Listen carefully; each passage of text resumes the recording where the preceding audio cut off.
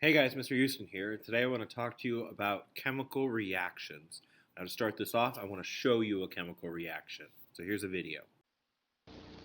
In this next displacement, we are pouring colorless silver nitrate solution into a beaker containing a copper coil.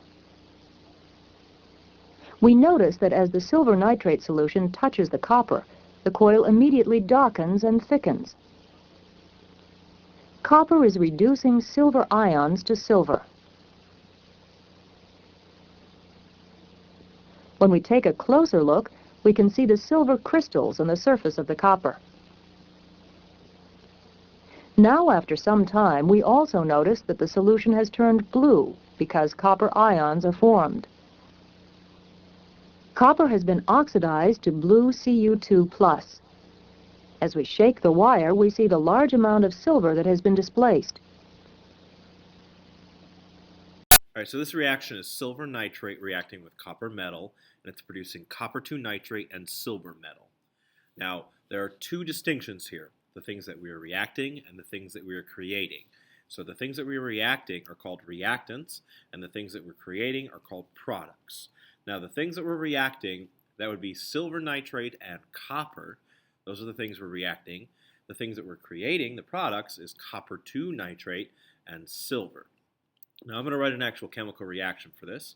So I'm going to take these names of these substances and write the formulas for them. So this first one, silver nitrate, silver has a +1 charge, nitrate has a -1 charge. So that is AgNO3, just one of each. Okay, and the copper is an element, so all I have to do is write the symbol for the element copper. Now over on the product side, I have copper 2 nitrate. The charge on copper is 2, but nitrate is still a -1. So that means I'm going to have 2 of the nitrates here, balancing the charges. So we have CuNO3, parentheses around NO3, 2, and then we have silver metal. It's once again another element, so I'm just going to write the symbol for silver. Now you may also notice that I have this little AQ here, this little S here, this AQ here, and this little S here. That stands for aqueous, which means it's dissolved in water. The S stands for solid. The copper is a solid wire. This is also dissolved in water, as you saw in the video. And then the silver is a solid as well. It forms solid silver. Now, if I were to actually draw a picture of this reaction, okay, silver nitrate is actually ionic, so it's actually got 2 ions here. So we have silver ion with a negative NO3 ion, polyatomic ion attached to it. Copper is just a single atom. It's atomic. For the copper nitrate, that one actually has 2 of the nitrates with the +2 for the copper. So we have a +2 copper ion and then 2 nitrate molecules, an NO3 and another NO3 molecule attached to it because they have a -2 charge. Then the silver is just atomic again, so a single atom. Now looking at this picture, if we look at it carefully, I do have the same amount of copper atoms on both sides. It just changes its charge. I do have the same amount of silver atoms on both sides, but I do not have the same amount of material because this nitrate ion, an NO3, there's actually 2 of them here and only 1 of them here.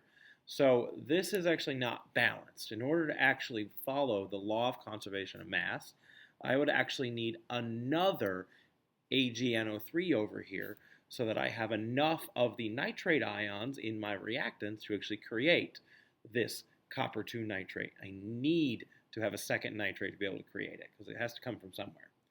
But that does create a problem because now I have 2 silver atoms over here in this AgNO3, but I'm only creating 1. So I also have to, because I added this, have to add a silver over on this side. This now is balanced. It has the exact same number of atoms on both sides of the arrow. All the material I start with turns into something. Everything that I create comes from somewhere. So once it's balanced, I'm going to add coefficients in front of these reactants here. So for the AgNO3, it actually took 2 of those to do this reaction. So I'm going to put a 2 in front of it. And then for the copper, it just took 1 of them. I was only able to create 1 of the copper nitrates, but I was creating 2 of the silver atoms. So a couple of vocabulary terms to write down here. Reactants are the compounds that you start with in a chemical reaction. It's the left side of the equation. Products are the compounds that you end with in a chemical reaction, the right side of the equation. Subscripts are the little numbers that are in the chemical formula. So they represent the number of each element or the number of each ion in a chemical formula. For example, with the AgNO3, a subscript would be the 3. That's part of it, telling you there are 3 atoms of oxygen in there. Coefficient, on the other hand, is how many molecules of each compound you have in that chemical equation. How many did it actually take? So going back to the reaction here, this 2 is a coefficient and this 1 is a coefficient. This 3 is a subscript. This 2 here is also a subscript, telling you have 2 nitrates. Okay, a couple more symbols that are used in chemical equations when writing them. We have a plus sign, which is used to separate reactants from each other or to separate products from each other. We have an arrow, which separates the reactants from the products, and it always points from reactants to the products. Sometimes we include a little S or an L or a G to represent whether or not we're talking about a solid, a liquid, or a gas. So those are kind of next to like a subscript. They're down below and next to it after the reactant or product. We also have something called an AQ. This means aqueous. So it's a solution. It's dissolved in water. That's what AQ stands for, aqueous. Now, it's important that we actually balance the equation. Both sides of the equation have to have the same number of atoms.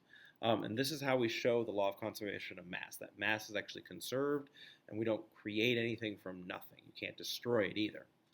Okay, so there's a couple methods in order for balancing an equation. I kind of showed you one of them there with the picture. That one was called the counting method. Okay, so the counting method is where we add molecules to each side of the reaction. We just kind of go back and forth until the number of each element is the same in both the reactants and products. So here's an example of this. I have the reaction separating water here. Okay, so here's the reaction. I'm going to start off by just drawing a picture of each and every single thing. So I've got my water here, which is 2 hydrogens and an oxygen. And then on the other side of this arrow, I have hydrogen, which is H2, and oxygen, which is O2. Okay, now if I count on both sides here, I have 1, 2 hydrogens and 1, 2 hydrogens over here, so that's the same. But then the oxygens only got 1 and 1. So what I'm going to do is I'm going to add to the side that has less. So this is the side with less. I'm going to add another oxygen, but I can't just add a single oxygen. I have to add the whole thing, H2O. Okay, so I have a whole nother water here, H2O. So now I've got my 2 oxygens on both sides, but now my hydrogen's off. So I'll kind of go back and forth over and over again until it's balanced. So since I have 4 over here now, I'm going to add another H2 here until I get 4 on this side.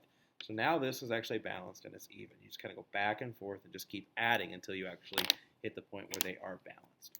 So the coefficients here are going to be 2 for the water, 2 for the H2, and 1 for the O2. Now some pros for the counting method. It is very simple. All you have to do is count. But some cons for it, this can actually take a long time, drawing them out and kind of writing them out like this. It takes a lot of scratch paper and you do a lot of this counting in your head. So the other method I want to show you guys here is something called the crossing off method. This is where you either write or draw out the molecules showing for each reactant here, and then you cross them out as you write them on both sides so that you can actually show that they're even over there. So let me show you an example of this. So this is the reaction of burning methane. Now I could actually draw these out like I did in the last one, but I'm going to show you a different way to kind of do this. Instead of drawing a picture like I did, what I'm going to do is actually draw C, H, H, H, H. Just kind of list out a single element for each one there. So that's a CH4. Then this would be an O2, so OO. And then on this side of the arrow, I have a COO, CO2. And then I have an HHO, H2O. So I'm actually just kind of listing the elements and drawing out each one. Now what I'm going to do is I'm going to go back and forth and just cross off the same element on both sides. So I have a carbon and a carbon. I have a hydrogen and a hydrogen. I have another hydrogen and another hydrogen. And now I'm out of hydrogens. Okay? Oxygen and an oxygen, oxygen and an oxygen. So now I'm going to look at what is not the same on both sides. So I have no more hydrogens to cross off, but I still have hydrogens over here. And I have no more oxygens on this side to cross off, but I have an oxygen over here. So I'm going to start with the hydrogen. Just do one element at a time. This hydrogen here, I have 2 of them to cross off, but none to cross off over here.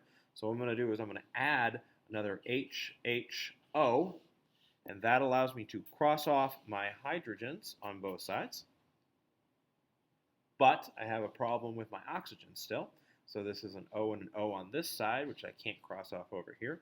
So I'm going to add an O and an O over here, so I can actually cross off both oxygens on both sides. And once I've been able to cross all of them off, that is how it balances. It's 1, 2, 1, 2. So some pros for this one. It is very simple. It's very easy to do. You don't have to think a whole lot. I mean, you just basically keep crossing off until it's there. Also, another con with this, though, this takes a long time. This is actually the most time-consuming method, either drawing them out or writing them out like this and then crossing off each element, going back and forth. Again, it takes a lot of scratch paper, and I have noticed that if you do mess up somewhere, like you notice you made a mistake, you kind of have to just start all over, which can be a problem. But it is almost foolproof if you don't mess up. Just kind of go back and forth until they're all crossed out, and then you have it. Now, the last method here is something called the factor method. What you do here is you create a little table, a T-table. It lists the atoms for each element in both the reactants and the products, and then you multiply by factors to make the number of atoms for each element equal. And then these factors eventually become the coefficients. So here's an example of this. This is the reaction of making ammonia. Okay. So to start this off, I'm going to create a T-table right here. This is my reactants. This is my products. Okay, and then over here I'm going to list all the elements. So I have nitrogen and then I have hydrogen. Okay, there's just 2 elements in this reaction.